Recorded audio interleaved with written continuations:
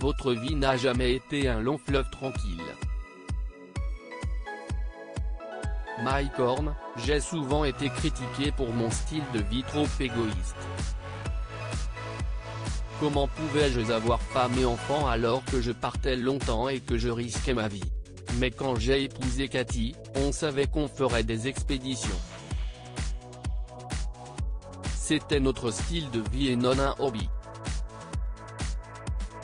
Et on a décidé que je ne reviendrai pas à la maison.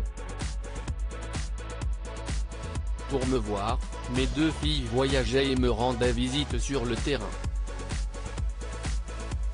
En rentrant à la maison, j'aurais déstabilisé ce qui était solide et en repartant, elles auraient eu l'impression que je les quittais. Dans notre éducation, ce sont elles qui me quittaient. Elles venaient me voir, on partageait un moment extraordinaire au fin fond de la jungle ou dans l'Himalaya, et cela soudait notre famille. Une vie classique ne vous manquait-elle pas? Je ne sais pas ce que sieste.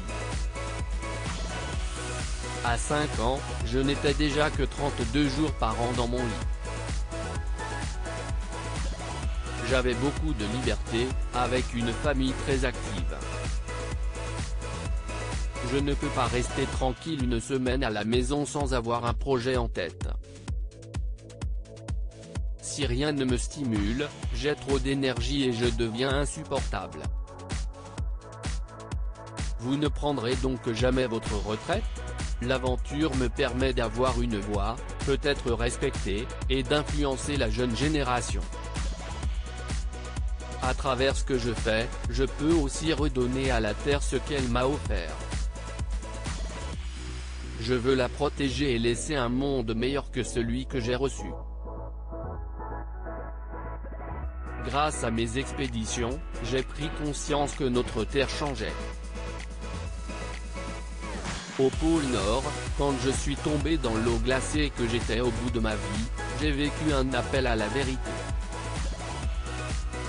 D'où cette série documentaire, alors que vous gardiez privé 30 ans d'images de vos expéditions, ma vie a évolué. Je ne voulais pas non plus écrire de livres et j'en ai écrit 10.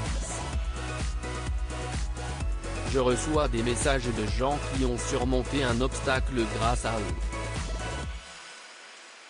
Je n'ai pas eu que du bonheur dans ma vie. J'ai perdu ma mère, mon père, ma sœur, ma femme. J'ai 2 filles et 6 est tout.